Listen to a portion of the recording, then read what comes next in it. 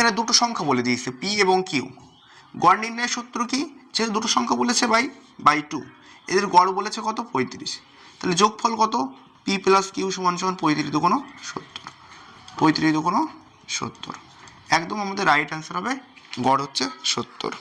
A/B সমান সমান 4:3, B/C সমান সমান 7:5, C/D সমান সমান 9:8। আমরা অঙ্কটা একটু বড় করে লেন্দি করেই করছি, কিন্তু পরবর্তীকালে শর্টভাবে কীভাবে করতে হবে সেটাও আমরা দেখিয়ে দিচ্ছি। আমাদের এখানে ফার্স্টেরটা লাস্টেরটা বলেছে, ফার্স্টেরটা লাস্টেরটা বলেছে, তো আমরা লিখে আমরা আগে লং করে নিই। A/B মানে A/B into B/C into C/D, এটা সমান সমান এটা বাই এটা, এটা বাই এটা গুণ এটা বাই এটা গুণ এটা বাই এটা। এখন আমরা কাটাকুটি করব, কাটাকুটি করলেই আমাদের অঙ্কে কমপ্লিট হয়ে যাচ্ছে। আমরা দেখি এখানে কাটাকুটি করি। এই যে BB কাটা গেল, CC কাটা গেল, এখানে 3 তিরিকে 9, 4 দুগুণ 8, তাহলে উপরে পড়ে আছে 21, নিচে পড়ে আছে 10। তাহলে A/D সমান সমান 10, তাহলে A/D সমান সমান হয়ে গেল 21:10। এখন এই কোশ্চেনটার ক্ষেত্রে একটা জিনিস মনে রাখবে, যদি আমাদের ফার্স্টেরটা লাস্টেরটা বের করতে দেয়, এই ফার্স্টেরটা লাস্টেরটা বের করতে দেয়, তাহলে আমাদের এত কিছু করার দরকার হয় না, আমরা ডাইরেক্ট গুণ করে দিলেই হয়ে যায়। এই যে 4/3 গুণ এইটা বাই এটা গুণ এটা বাই 9/8, এটা বাই এটা গুণ করে দিলেই আমাদের কিন্তু ডাইরেক্ট করে দিলেই আমাদের অঙ্কের উত্তর কমপ্লিট ছিল, যেহেতু ফার্স্টেরটা লাস্টেরটা বলেছে। তাহলে এখানে সঠিক উত্তর ছিল 21/10 সমান সমান 21:10। ঠিক আছে।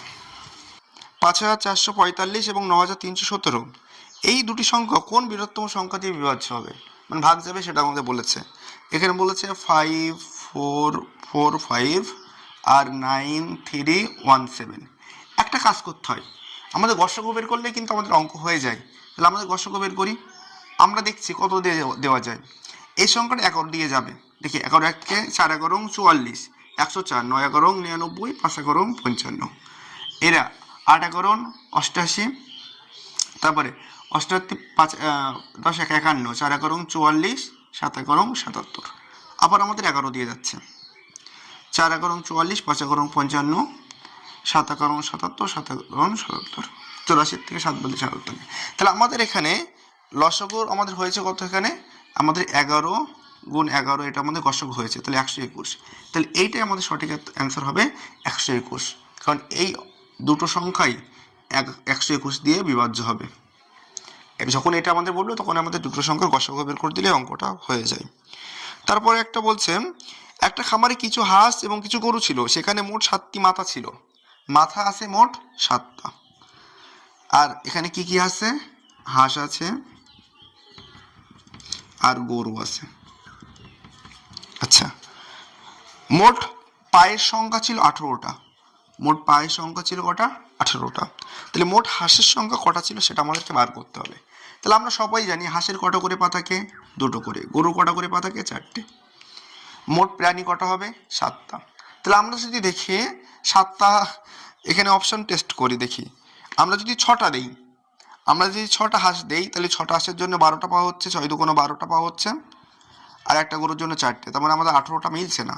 আমরা যদি 5টা হাঁস করি, 5 দুগুণ 10, 5 দুগুণ 10, আর দুটো গরুর জন্য কটা হচ্ছে? 8, তাহলে 10 আর 8 18টা। এটাই আমাদের কারেক্ট অ্যান্সার। যদি আমাদের 5টা হাঁস থাকে আর 5টা হাঁসের জন্য 10টা পা, আর দুটো গরুর জন্য আমাদের পা হচ্ছে 4 দুগুণ 8টা, তাহলে আমাদের এখানে 5 আর 2 7টা প্রাণী হয়ে গেল, 10 আর 18টা পা হয়ে গেল। তারপর একটা সুন্দর অঙ্ক দিয়েছে, এখানে বলছে যে x 5টি সংখ্যার মানে গড় এবং 10 থেকে 20 মধ্যবর্তী বিজোড় সংখ্যাগুলির যোগফল হচ্ছে y, তাহলে মানে y - 2x কত হবে? অঙ্কটা একদম পুরো সিম্পল অঙ্ক, একদম সহজ অঙ্ক, একটু বুঝে বুঝে করতে হবে। x যখন 5টি সংখ্যার গড় বলে দিয়েছে, সংখ্যাগুলো আগে আমরা লিখি। 2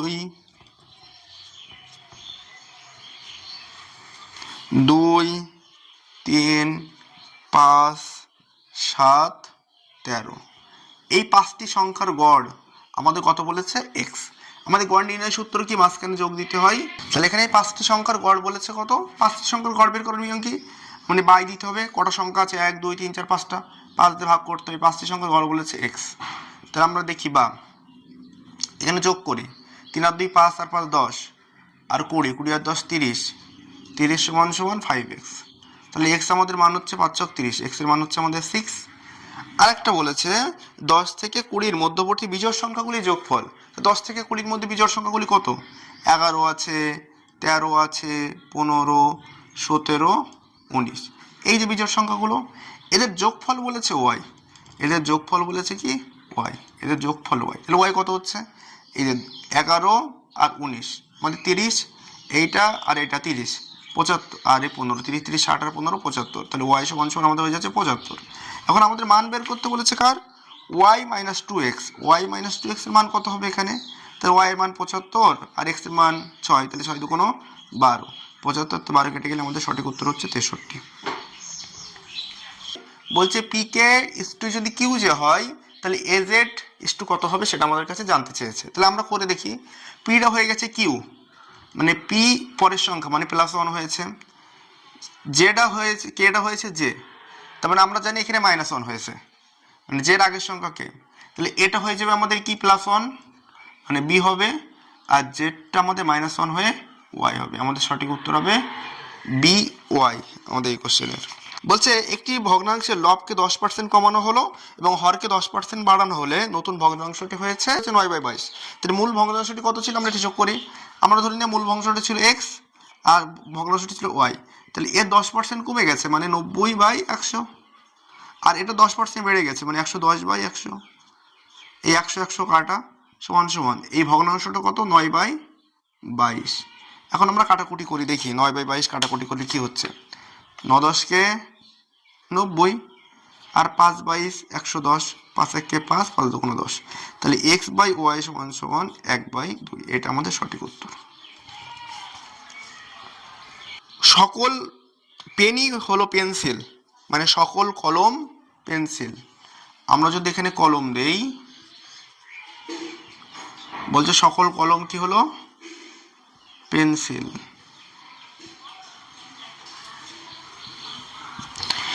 কোনো পেন্সিল টুপি নয়, মানে কোনো পেন্সিল টুপি নয়। তো টুপি নয় যখনই, তখন আমরা বাইরে লিখি। এখন আমাদের উপসংহার 1 নম্বর কি দিয়েছে দেখি। বলছে সকল টুপি পেন্সিল, সকল টুপি পেন্সিল। এই সকল টুপির মধ্যে কি পেন্সিল হচ্ছে? নেই, তার মানে 1 নম্বরটা ভুল। 2 নম্বর, কোনো কলমই টুপি নয়, কোনো কলম টুপি নয়, একটা একদম কারেক্ট। 2 নম্বর উপসংহারটা ঠিক আছে। তাহলে এখানে শুধুমাত্র 2 নম্বরটা সত্য।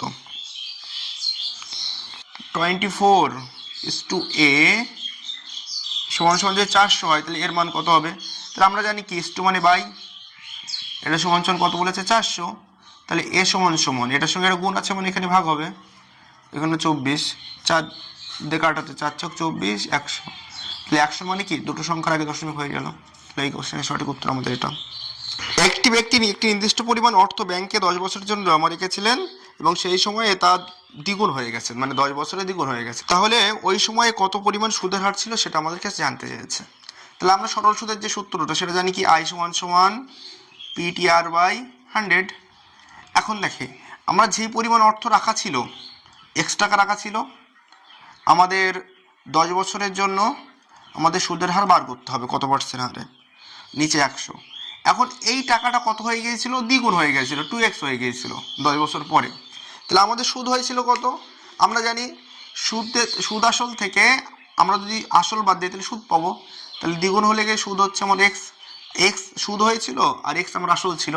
তাহলে সব মিলিয়ে আমার সুদ আসল মিলিয়ে আমার হয়ে যাচ্ছিল 2x। x কাটা যাচ্ছে, এই 0 0 কাটা, তাহলে আর সমান সমান কত % হচ্ছে? সঠিক উত্তর হচ্ছে 10%। আমরা কিন্তু সরল সুদের অঙ্ক, এই সেম অঙ্কটাই কিন্তু এবছরের মাধ্যমিক 2026-এ যে মাধ্যমিক পরীক্ষাটা হলো সেখানেও দিয়েছিল, একদম ওর ফার্স্ট অঙ্ক ছিল। আর এই টাইপের অঙ্ক কিন্তু আমরা দেখেছিলাম ডব্লিউপি কনস্টেবল এসছে, ডব্লিউপি মানে কি কলকাতা পুলিশ এসছে, বিভিন্ন টাইপের যতগুলো পরীক্ষা হয় মোটামুটি এই টাইপের একটা অঙ্ক থাকে। এই জন্য এই সূত্রটা এবং আমাদের এই যে অ্যানালাইসিস সিরিজগুলো যদি কেউ ভালোভাবে দেখে তবুও এই কোশ্চেনগুলো সহজ সহজ উত্তরগুলো করা যায়। এইগুলোর মধ্যে আমাদের বেমানান খুঁজতে বলেছে, কোনটা বেমানান হবে সেটা আমাদের খুঁজতে হবে। তাহলে প্রথমে আমরা দেখি এল এর জন্য কত হয় 12, এন হচ্ছে 14, পি হচ্ছে 16, আর হচ্ছে 18, এ হচ্ছে 1, এটা হচ্ছে 3, এটা হচ্ছে 5, এটা হচ্ছে 7, এটা হচ্ছে 19, এটা হচ্ছে 20, এটা হচ্ছে 22, এটা হচ্ছে 24, এটা হচ্ছে 9, 11, 13, 15। তাহলে এখানে দেখি এগুলো সব আমাদের +2 করে হচ্ছে, এটাও +2 করে হচ্ছে, মানে এটাও +2 করে হচ্ছে, তাহলে আমাদের বেমানান হয়ে যাবে এটা। এই কোশ্চেনের সঠিক উত্তর হবে এটা, এটা আমাদের এখানে ভুল আছে। আচ্ছা, এখানে বলছে কত টাকা বিনিয়োগ করলে 5 বছরে 4% হারে সুদ হবে 160 টাকা। তাহলে আমরা অত কিছু জানি না, আমরা একটুখানি আগেই দেখলাম এই যে সূত্র আমাদের I = PTR/100। এখন সুদ আমাদের বলে দিয়েছে, আই বলেছিল সুদ বলে দিয়েছে কত, 160 টাকা। আমাদের টাকাটা বের করতে হবে। এখানে বলছে 5 বছরে 4% সরল সুদে, 5 বছরে 4% সরল সুদে। তাহলে এখন আমরা যদি কাটাকুটি করি, কাটাকুটি করলেই আমাদের উত্তর কমপ্লিট হয়ে যাবে। 4 × 5 = 20, 5 × 20 = 100, 4 × 5 = 15। তাহলে পি সমান কত হচ্ছে, 0, 5 লং 80, 800 টাকার 5 বছরে 4% সরল সুদে সুদ হবে 160 টাকা। তাহলে আমাদের মূলধনটা হয়ে যাবে 800 টাকা। পরে একটা বলছে দুটি সংখ্যার লসাগু এবং গসাগু এত, একটি সংখ্যা এত হলে অপর সংখ্যাটি কত। আমরা জানি সংখ্যা দুটির গুণফল, আমরা একটা সূত্র জানি, সংখ্যা দুটির গুণফল সমান LCM ইন্টু HCF, লসাগু গুণ গসাগু। তাহলে আমাদের লসাগু এবং গসাগু বলে দিয়েছে, লসাগু এবং গসাগু কত বলেছেন, 156 আর 13, আর একটা সংখ্যা 78 বলে দিয়েছে। অপর সংখ্যা কত হবে আমরা খুব সহজে পেয়ে যাব, 6 × 78, 6 দিয়ে কাটছি, 6 × 2 = 12, 6 × 24, অপর সংখ্যাটা আমাদের হয়ে যাবে 26। এটাই আমাদের এই প্রশ্নের সঠিক অ্যান্সার। 200 টাকার কত শতাংশ হচ্ছে 35 টাকা। তাহলে 200 টাকা আমরা ধরে নিই x%, x% 35 টাকা। তাহলে আমরা 0 0 কেটে দেই, 35 কে 2 দিয়ে ভাগ করলে কত হয়, 17.5, মানে 35 কে 2 দিয়ে ভাগ করলে 17.5 টাকা হয়। আচ্ছা, এটা সুন্দর একটাই বলেছে, বলছে সকল কুড়ে ঘর হলো রাজপ্রসাদ, কুড়ে ঘর, এটা কুড়ে ঘর, সকল কুড়ে ঘর হচ্ছে রাজপ্রসাদ, এবং সকল রাজপ্রসাদ হলো মন্দির, এবং সকল রাজপ্রসাদ হলো মন্দির। এখন এরা উপসংহার দিচ্ছে কি দেখি, 1 নম্বর উপসংহার দিচ্ছে কি, কিছু মন্দির হলো কুড়ে ঘর, কিছু মন্দির হলো কুড়ে ঘর। হ্যাঁ, কিছু মন্দির হয় কুড়ে ঘর হবে, মানে এই মন্দিরের কিছু অংশ এটা, এর মধ্যে কুড়ে ঘর আছে, তার 1 নম্বরটা সত্য হচ্ছে।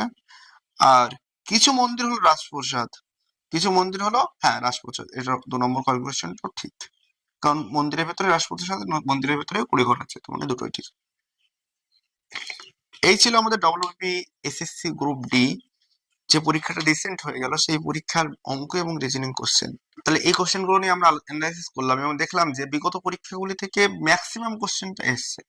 এই জন্য সকলেরই উচিত হবে এই টাইপগুলো বা সিলেবাস ওয়াইজ যে সমস্ত টাইপগুলো আছে এবং বিগত পরীক্ষায় যে প্রশ্নগুলো এসছে, ওই প্রশ্নগুলো বারবার প্র্যাকটিস করা। প্রশ্নগুলো প্র্যাকটিস করলে কি হবে, ওই টাইপের প্রশ্নই আসবে এবং বারবারই একই ধরনের কোশ্চেন রিপিট হয়। এই জন্য অঙ্ক নিয়ে টেনশনই কিছু থাকে না, টাইপ একই থাকে, হয়তো মাঝে মধ্যে সংখ্যা কিছু ঘোরানো থাকতে পারে, এবং মূল কনসেপ্টটা যদি ঠিকভাবে বোঝা যায়, সংখ্যা ঘোরানো হলেও কোনো সমস্যা হয় না যদি একটু প্র্যাকটিস করা যায়। ঠিক আছে, আজ এই পর্যন্ত।